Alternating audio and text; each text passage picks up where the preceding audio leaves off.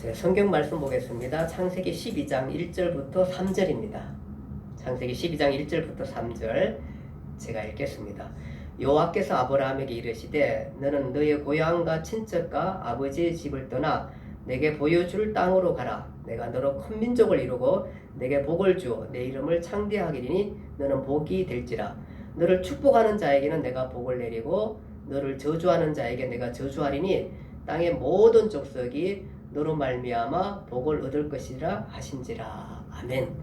우리는 지난주에 성경 1도 강의를 시작했고요. 지난주에는 어떻게 성경은 어떤 책인가 이런 부분에 대해서 같이 살펴봤습니다. 자, 오늘은 이제 성경 구약 성경 우리가 보게 되는데요. 구약 성경을 하나로 확 꿰뚫는, 하나로 꿰는, 이야기하는 그런 시간을 갖기로 하겠습니다. 그러니까 구약 전체를 스토리텔링 합니다. 일과 구약 목록 이야기로 확 꿰뚫어 그런 시간입니다. 근데 이제 오늘 다 못하고요. 3회에 걸쳐서 그렇게 구약 성경을 전체로 확 꿰뚫는 그런 시간을 갖기로 하겠습니다. 먼저 이제 오늘 우리가 지난주에 구약 성경이 39권이라고 그랬잖아요. 그 39권이 어떻게 분류되는지 한번 살펴보기로 하겠습니다. 그 39권은 첫 번째는 이제 그 39권은 역사서가 이제 여기 보면은 그 동그라미에다 녹색 바탕, 요걸 잘 기억해야 됩니다. 동그라미에다 녹색 바탕 역사서입니다.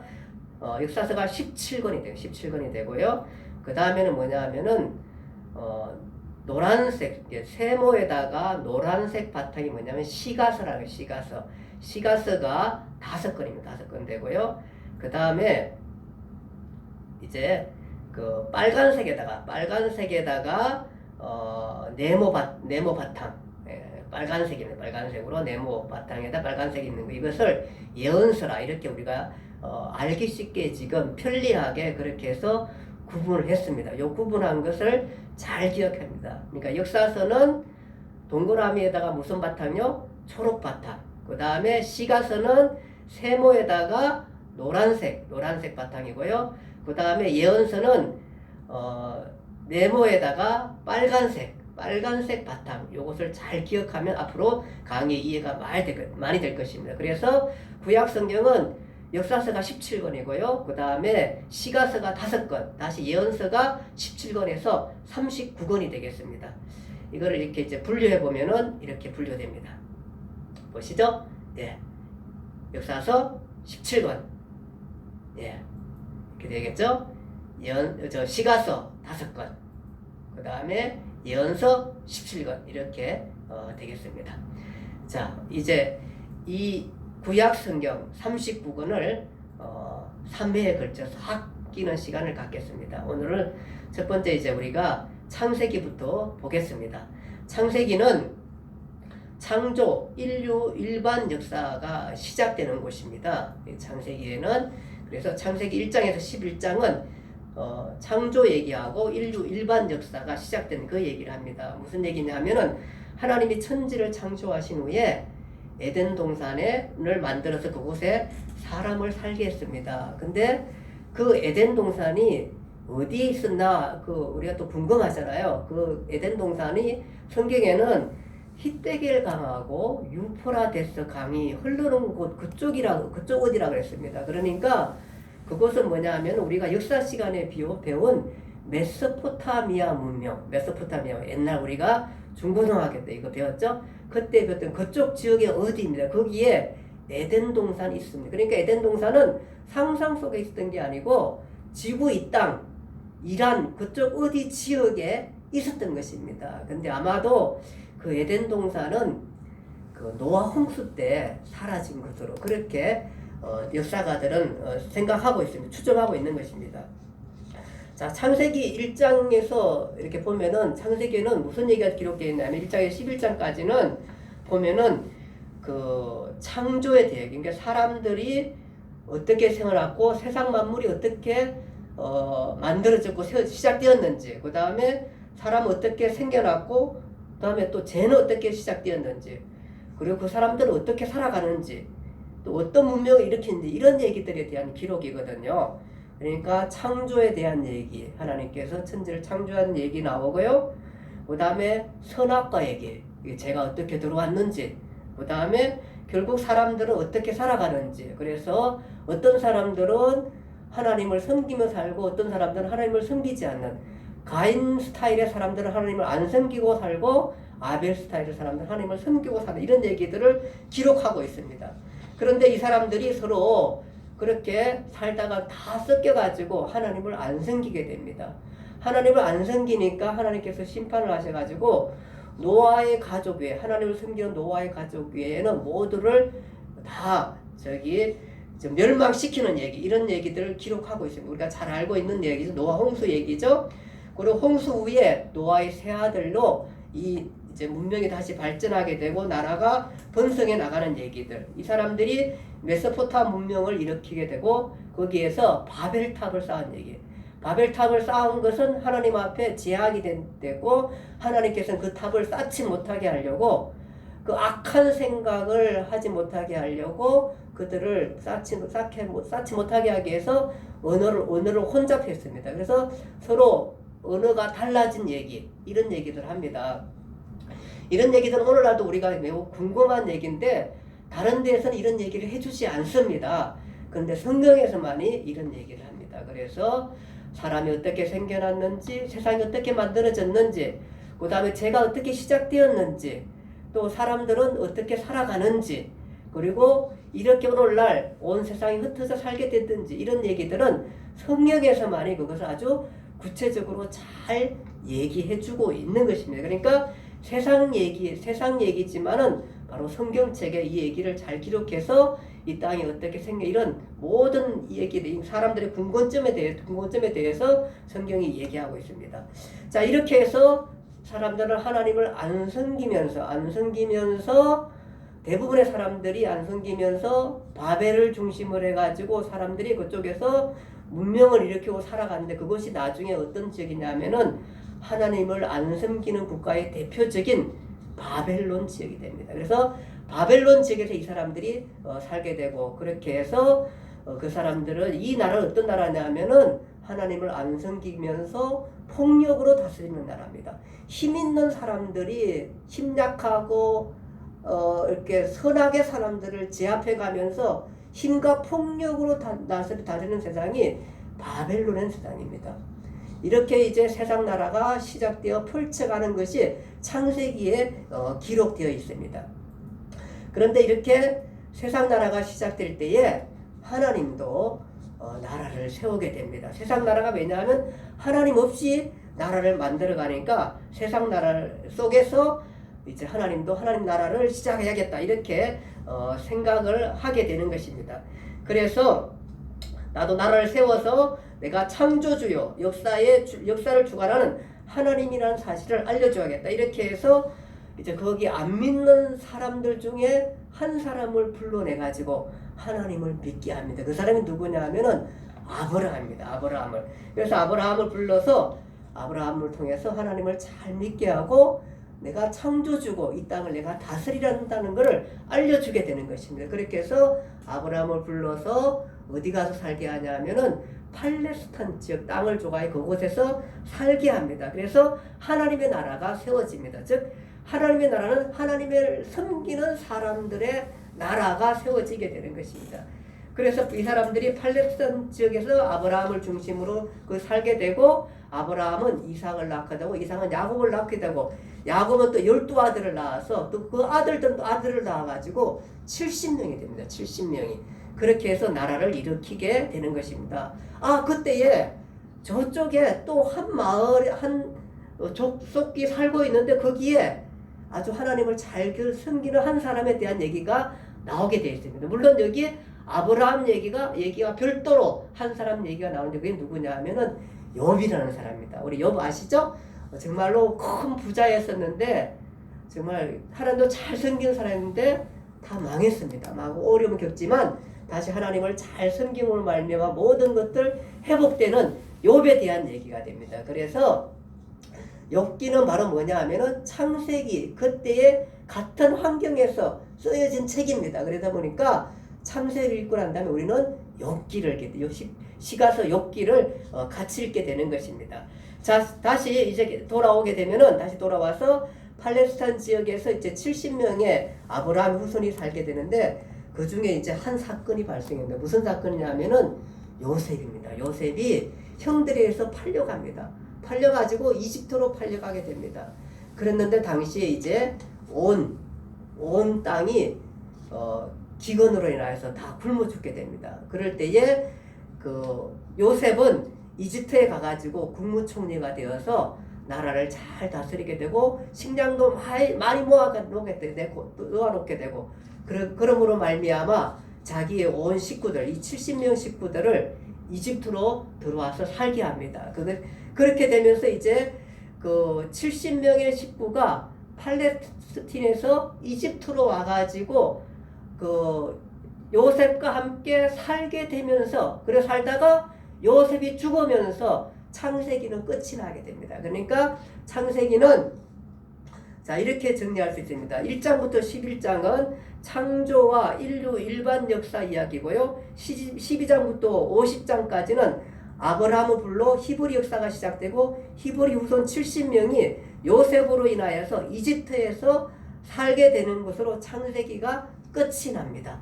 그래서 하나님의 나라 백성, 즉 하나님의 나라가 이집트에서 70명이 이집트에서 살게 되는 것입니다. 처음에는 이 사람들 굉장히 잘 살았습니다. 그렇게 살았는데 어느덧 이제 이집트에 산 지가 지나고 오랜 세월이 지났습니다. 출애굽기에 오니까 400년이 지났어요. 400년. 400년이 지났고요. 400년이 지나니까 인구도 출애굽 오니까 인구도 굉장히 많아졌습니다. 얼마나 됐냐면은 250만 400년이 지나면서 250만 인구가 되었습니다. 그런데 보니까 슬픈 얘기입니다. 무슨 얘기냐 하면은 노예로 살고 있는 것입니다. 250만이 400년이 지나서 250만이 노예로 살고 있습니다. 250만이라면은 인천 인구가 300만이거든요. 그러니까 인천시 인구만한 숫자로 많이 벌어놨는데 이 사람들이 노예입니다. 그런가 하면 이렇게 노예 상태로 되었고 그런가 하면 이제 노예를 아주 심하게 노역을 시켰습니다. 더군다나 히브리 사람들이 너무 번성해가지고 반란을 일으킬까봐 이집트 사람들이 히브리 사람 사내 아이가 태어나면은 다 죽이라 그렇게 명령이 내려졌습니다. 이때에 이런 상황에서 히브리인 가운데 한 아이가 태어나게 됩니다. 태어나게 되는데 태어나서 이제 부모가 히브리인 아이인데 길러야 되는데 다 죽이라 했으니까 못 길러잖아요. 최대한 길러다가 더 이상 못 길러서 드디어 이 부모는 어떻게 하냐 아이를 갈대 상자에 담아가지고 이집트 나일강에 이렇게 떠내려 보내게 됩니다. 길를 수가 없잖아요. 그래서 떠내려 보내는데 마침 그때 공주가 목욕을 하다가 갈대 상자가 하나 떠내려 오게 됩니다.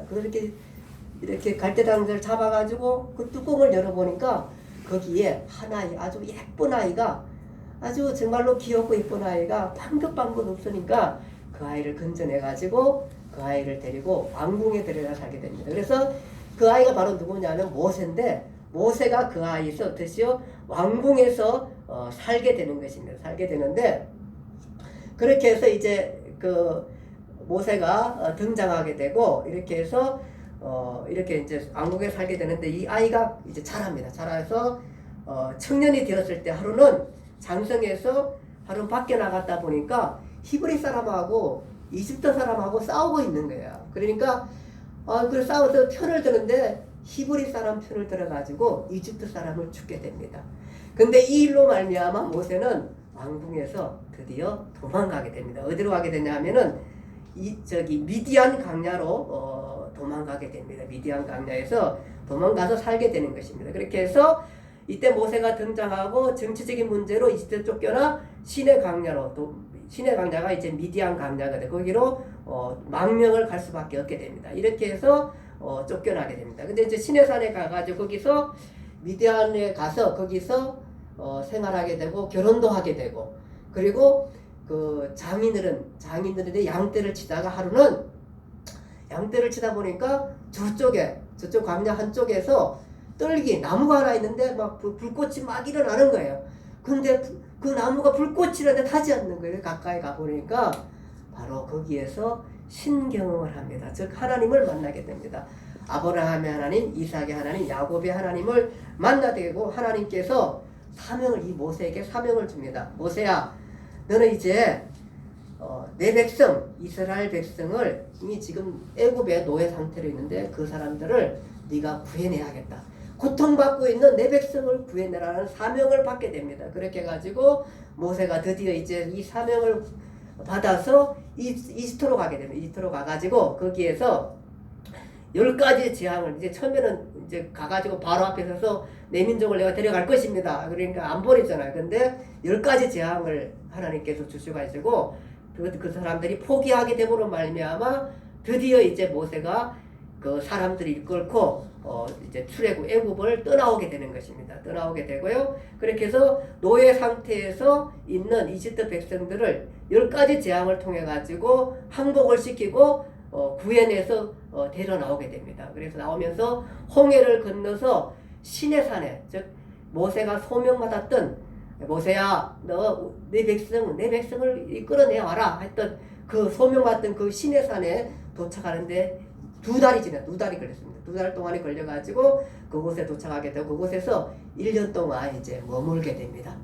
1년 동안 머물게 되면서 시내 광야에서 머물게 되는데 하나님께서 자 인구가 이제 250만이고요. 시내 광야에서 머물게 되고요. 그러면서 하나님께서 이들에게 이제 법을 줍니다. 그것이 이제 법을 왜냐하면 250만 살아가려면은 잘 통치를 해야 되잖아요. 이 사람들이 무급자주로 살 수는 없잖아요. 그래서 법을 주가지고 나라를 잘 다스리게 그렇게 하게 됩니다. 그것이 이제 우선적으로 간단한 그 법의 요약분이 10계명이고요. 나머지 이후에 이제 자세한 민법, 형법, 산법 이런 국가의 법을 주셔서 질서를 지키게 하고 그뿐만 아니라 언약을 맺습니다. 무슨 얘기냐면 이제부터 너희는 내 백성이 되고 하나님의 백성이 되고 나는 너희 백성의 하나님이 된다. 이렇게 말씀하시면서 언약을 맺고 성막을 만들어주면 하나님께서 그곳에 거하겠다. 그래서 말씀하게 해주게 되는 것입니다. 자 이렇게 해서 이제 그 법을 주셨는데 그 법을 그냥 놔두면 잊어버리게 되니까 그것을 다 기록하게 합니다. 기록하게 하는데 누구한테 기록하게 하냐면은 바로 야곱의 12아들 중에 레위 가족 가문에게 그것을 다 기록해서 잘 익히고 관리하고 그렇게 하게 되는 것입니다. 그래서 바로 이제 출애굽기 읽은 다음에 바로 무슨 성경을 읽게 되면 레위기를 그래서 읽는 것입니다. 그래서 레위기가 그것을 잘 정리하게 되는 것입니다. 자 이렇게 해서 이제 거기서 1년 동안 살면서 이제 법도 받게 되고 그래서 이제 그 민족 많은 백성도 생겼고 법도 생겼습니다. 이제 한 가지 국가가 되려면은 땅이 필요합니다. 땅이 필요해요. 그래서 이제 하나님께서 이제 드디어 땅을 주기 위해서 이동하게 합니다. 이동하기 전에 뭐 하냐면은 사람의 숫자를 셉니다. 사람의 숫자. 그것을 가르쳐서 이제 민수기, 즉 백성의 숫자를 세웠다 그래가지고 민수기라 그렇게 말씀하게 되는 것입니다. 그 숫자를 세고 숫자를 센 이유는 이제 앞으로 들어갈 땅까지 가야 되는데 그 땅까지 가려면은 이제 군사가 필요하게 되고 백성이 몇 명가 필요하게 됩니다. 그래서 군사 숫자를 센 것입니다. 그러니까 국방부 즉 군인 숫자를 셉니다. 그 군인이 바로 250만 중에 60만 명 군인 숫자가 되었습니다. 그러니까 아주 이 건강한 60만 명의 군대를 이끌고 250만이 이제 하나님께서 지시할 땅으로 가게 되는 것입니다. 그래서 그 땅 숫자를 댔다 그래가지고 아직은 시내산 여기서 인구조사 명령이 떨어진다. 국방부 병력조사다 이렇게 되어 있습니다. 그렇게 해서 이제 인구조사를 하고 난 다음에 이제 시내산을 향해서 가게 되는데 시내산에서 출발하게 되는데 목표 지점은 어디냐면 바람강야입니다. 바람강야. 자 바람강야에 가게 되는 것입니다. 그렇게 해서 이제 바람강야 가데스에 도착하는데 거기서 바람강야로 가는 이유가 있는데 그게 뭐냐 하면은 이제 원래 목표는 어디냐면 팔레스틴 원래 아브라함이 그 땅입니다. 하나님께서 주시겠다고 약속한 그 땅입니다. 그것이 원래 아브라함이 살았던 땅인 것입니다. 그 땅으로 이제 가게 되는데 가기 전에 뭐 하냐 하면은 그 땅에는 이방인이 살고 있습니다. 그래서 정탐을 하게 됩니다. 가가지고 정탐을 해서 그 땅이 어떤 땅인지, 우리가 살만한 땅인지, 그리고 어떤 사람들이 살고 있는지, 또 우리가 어떻게 차지할 건지, 이런 그 땅에 대한 정보들을 파악하기 위해서 정탐꾼을 보내게 됩니다. 그래서 바람 강야 가데스에 도착하자마자 가나안 정복을 위해서 정탐꾼을 보내라고 명령합니다. 그래서 각 지파에 한 명씩 해서 12명의 정탐꾼이 가서 이제 땅을 탐지하고 옵니다. 40일 동안 땅을 탐지하고 오는데요. 탐지해가지고 이제 보고를 합니다. 보고를 하는데 갔다 와서 보니까 그 땅은 정말로 그 젖과 꿀이 흐르는 땅이고 포도송이가 달린 그 포도송이를 메고 옵니다. 얼마나 포도송이 큰지 두 사람이 막대기에 끼가지고 이렇게 메고 오고 그 다음에 석류와 무화과도 따왔습니다. 이렇게 해서 이제 보고를 하게 되는데, 그런데 불행하게도 그 12명 중에 10명은 그 땅에 대해서 악하게 보고를 합니다. 그 땅은 거주민을 삼키는 땅이요, 모든 백성은 신장이 커서, 그러니까 그 땅에는 그 거인들이 살고 있다. 그리고 그걸 보니까 우리가 그 땅은 차지할 수 없다. 우리가 보기에도 스스로 우리가 보니까 우리는 메뚜기 같다. 그 사람들 보니까 이렇게 해가지고 가지 않겠다고, 그렇게 우리는 못 간다, 그렇게 보고를 합니다. 그러나 여호수아 갈렙 두 사람, 10명은 못 가겠다고 하고 두 사람 여호수아 갈렙은 그 땅은 하나님께서 우리 정말 좋은 땅이고 젖과 꿀이 흐르는 땅이고 하나님께서 반드시 우리에게 주겠고 우리가 두려워하지 않고 가서 가면은 분명히 하나님께 우리가 주시고 그 다음에 우리가 차지할 수 있다. 우리가 보기에 그 사람들은 우리의 밥이다. 이렇게 하면서 가자. 그렇게 얘기를 합니다. 그런 사람들은, 백성들은 어떻게 이제 그 두 보고서에 의해서 백성들은 뭘 선택하냐면은 안 가겠다 선택합니다. 못 가겠다 선택합니다. 정말로 이때까지 고생해가지고 출애굽에서 나와가지고 가나안 땅을 주겠다고 약속했는데, 약속의 땅인데 백성들은 안 가겠다 그럽니다. 그러니까 하나님께서 이 사람들을 다 멸하시려고 합니다. 근데 이제 그 백성을, 모세의 말 듣고 백성을 멸할 수가 없잖아요. 이렇게. 그래도 그 백성인데, 그러면서 멸하지 않고 이 사람들이 안 가겠다고 하니까 그 광야에서 40년 동안 살면서 그냥 거기서 생활하다가 이 사람들을 다 죽게 합니다. 죽게 하고, 그래서 이제 명령을 받은 9번째 1세대 가나안 정복을 포기한다. 그 결과 38년 그냥 가데스에 살게 된다. 1세대는 여기서 다 죽습니다. 죽게 되고요. 자, 이렇게 해서 죽고 난 다음에 이제 그 2세대, 광야 2세대 뭐냐 하면은 출애굽해서 광야까지 왔었을 때에 20살 이하의 사람들과 하고, 또 광야에서 40년 동안 살았잖아요.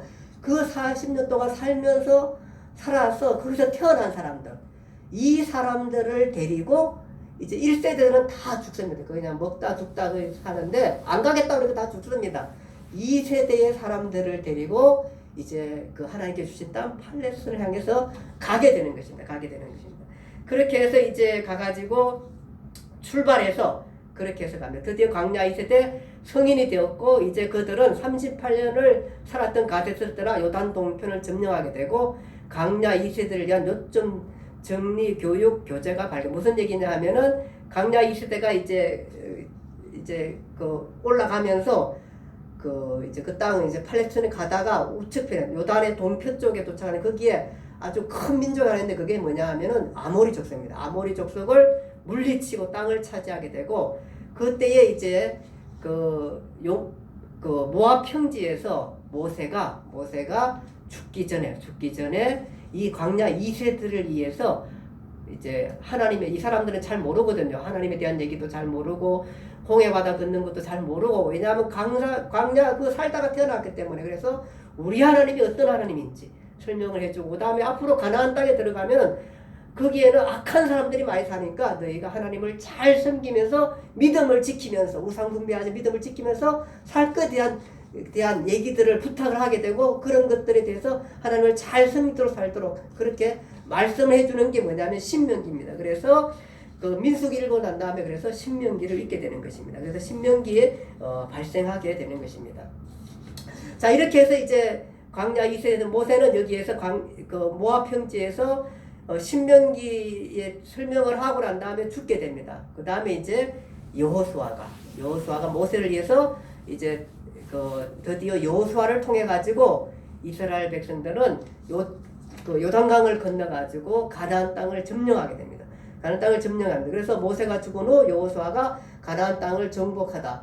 하나님 나라 백성에게 영토가 생겼다. 지파별로 분배한 후 정착합니다. 자, 이렇게 해서 여호수아가 이제 여호수아를 읽게 되는데요. 여호수아가 땅을 점령하고 그것을 12지파에 다 나눠주게 됩니다. 다 나눠주게 되고 그 대신에 이제 한 지파 누구냐면 레위 지파는 땅을 나눠주지 않습니다. 그 사람들은 어떻게 하냐 하면은 각 지역에 지파별로 지역에 성읍을 두어가지고 하나님의 말씀을 가르치게 합니다. 그래서 이스라엘 백성들은 이제 땅도 생겼고 국민도 생겼고 법도 생겼습니다. 이제 국가가 온전한 국가가 되었습니다.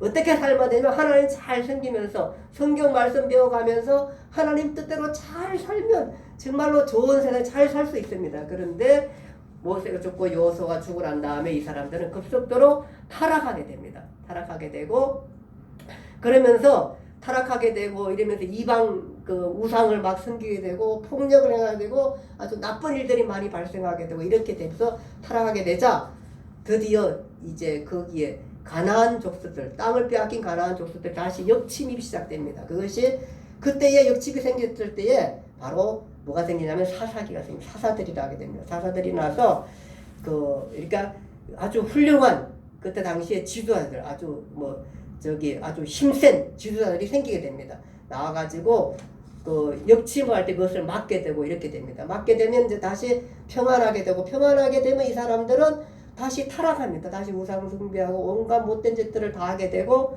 이렇게 하게 됩니다. 그러면 다시 또 가나안이 이게 그냥 서로 협력이 안 되고 또 마음이 바뀌고 또 나누어지고 이러다 보니까 서로 싸우게 되고 이러다 보면 나라가 각 지파지만 땅이 약해집니다. 그러니까 역침입이 자꾸 들어오니까 그때마다 사사를 세워가지고 또 하나님께서 물리치게 합니다. 또 물리치고 나면은 이 사람들이 다시 또 평안하게 되면 평안하면 또 다시 죄를 짓게 되고 죄를 짓게 되면 또 역침이 오면은 또 너무 힘드니까 하나님 앞에 회개 하나님 우리가 잘못했습니다. 이러니까 다시 또 누가를 세우면 사사를 세우고 이 사람들이 사사입니다. 그것이 이제 12사사 얘기가 거기에서 사사기에 대한 얘기인 것입니다. 그래서 사사기가 발생하게 되는 것입니다.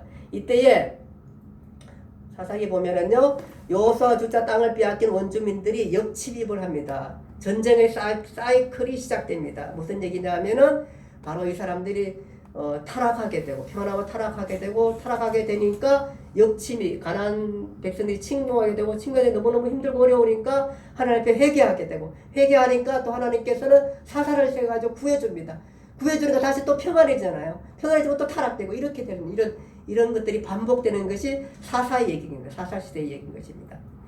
자 이렇게 해서 사사들이 나타나 방어를 하곤 했지만 백성들은 역시 왕을 기다립니다. 우리도 왕을 달라 이렇게 이제 결국 왜냐하면 지쳤거든요. 계속 사사가 일시적으로 나라를 구하긴 하지만 우리나라도 좀 강력한 나라를 이끌 세상의 나라처럼 그 왕이 왔으면 좋겠다는데 이것은 하나님의 뜻이 아닙니다. 하나님은 왜냐하면 왕이 생기면 결국은 뭐냐 하면은 나라는 유지된지 할지라도 그 왕이 자기들의 권력을 이용해가지고 선하고 어려운 사람들은 핍박하면서 자기들만 잘 사는 세상을 만들게 됩니다. 이런 왕은 사실은 필요 없다는 것입니다. 하나님은. 그런데 이제 하나님도 왕을 생각하고 계십니다. 어떤 왕이냐면은 하나님은 대리 통치자예요. 대리 통치자의 왕을 하나님은 기다리고 있는 것입니다. 대리 통치자, 그러니까 나를 왕으로 인정하는 대리 통치자가 왕이 되어야 한다는 것입니다. 무슨 얘기냐면은 하나님의 마음에 합한 마음, 하나님의 마음을 가지고 나라를 통치하면은 바로 하나님이 통치하는 거랑 똑같다 그 얘기인 것입니다. 그래서 그 히브리 민족, 그 하나님 나라 백성들을 통치할 왕은 어떤 왕이어야 되냐면은 대리 통치자, 하나님을 대신하는 통치자여야 된다는 거예요. 그 왕을 하나님께서는 이제 그 왕을 이제 백성들에게 줄 계획을 갖고 있습니다. 사사시대 사실은 하나님이 없이 즉 레위 지파를 따라서 레위 지파가 하나님 말씀을 전하고 하나님 말씀을 잘 들으면서 지파별로 협력하면서 정말 서로 굳건하게 서로 협력하고 협조하고 사랑하고 믿음을 지키고 나라를 각 지파를 지키고 협력하고 이렇게 하면은 이 나라가 정말 잘 살 수 있습니다. 그런데 백성들이 거기서 타락합니다. 백성들뿐만 아니라 성경을 말씀을 가르칠 레위인들도 타락하고 그래서 첩도 두게 되고 그리고 돈을 받고 성경을 가르치고 이렇게 되는 아주 잘못된 타락한 시대가 이 사사시대입니다. 사사시대. 이럴 때에 그 한 아주 현숙한 여인에 대한 얘기가 나옵니다. 그것이 바로 누구냐면은 룻이라는 여자 얘기입니다. 룻은 누구냐 하면은 원래는 룻은 모함 여자입니다. 모함 여자인데 그 자기의 그 시어머니가 이제 그 시어머니하고 이제 왜냐면 모함 여자인데 그 자기 그 저기 이거 뭐 시어머니 그러니까 남편도 죽고 히브리인 남편이 죽었습니다. 그 다음에 시아버지도 죽고 동서도 죽고 동서의 남편도 죽었습니다. 이러니까 시동생이죠. 이렇게 다 죽었고 여자들만 살게 되었습니다. 그러니까 이제 그 룻의 시어머니가 이제 이 모압 땅에 가 있었거든요. 그러니까 나는 이제 우리 내 나라 히브리 팔레스틴 지역으로 난 돌아갈 테니까 이제 너네들은 이 며느리 두 사람한테 너네들은 여기서 살아라. 다시 너희들 젊고 하니까 시집 가서 잘 살면 좋겠다. 그러니까 아주 그 시어머니가 좋으신 분이죠. 그 살아라 그렇게 말합니다. 그런데 며느리 하나는 정말로 그 땅에 모압에서 살는데 이 룻이라는 여자 모압 사람입니다. 이방 여자. 그러니까 히브리인 보면은 이방 여자인데 이 여자는 그렇게 하지 않습니다. 저는 시어머니를 따라가겠습니다. 그렇게 합니다. 그런데 시어머니가 너 오지 마라. 너는 진짜 젊고 이쁘지 않니? 너는 그러니까 여기서 잘 살고 그렇게 결혼해서 잘 살고 아기도 놓고 잘 살아 그렇게 하지만 이 룻은 그렇게 하시면 저는 시어머니를 따라가고 시어머니가 사는 곳에 나는 따라 살고 시어머니가 섬기는 하나님을 나도 섬기고 그렇게 살겠다고 해서 따라온 사람이 바로 룻입니다. 룻. 그래서 이 사람이 와가지고 시어머니를 아주 잘 공경합니다. 그런데 이제 그 지역에 바로 그 히브리인 중에 그 이렇게 그 아들, 그 시어머니의 아들, 그러니까 아들을 같은 그러니까 뭐 친척 중에 한 사람과 드디어 결혼을 하게 되고, 그러니까 너무너무 이 룻이라는 여자는 아주 현숙한 여인이고 아주 우리가 성경 보면 아주 훌륭한 여인입니다. 그런데 그 훌륭한 얘기 속에 그 단지 훌륭한 얘기를 하려고 지금 룻 얘기를 하는 게 아닙니다. 그 속에 바로 누가 오냐 하면은 이 룻이라는 여자를 통해서 누가 나오냐 하면은 바로 다윗이라는 하나님의 마음에 합한 왕이 거기서 태어나게 되는 것입니다. 그러니까 룻은 누구냐 하면은 바로 다윗, 앞으로 올 다윗왕의 정조 할머니가 룻입니다. 룻. 그래서 룻의 얘기는 현숙한 여인 얘기지만은 정말 너무너무 아름답고 올 세대 본받을 현숙한 여인의 얘기지만 사실 그 얘기를 하려고 한 게 아니라 바로 그를 통해서 하나님의 마음에 합한 왕,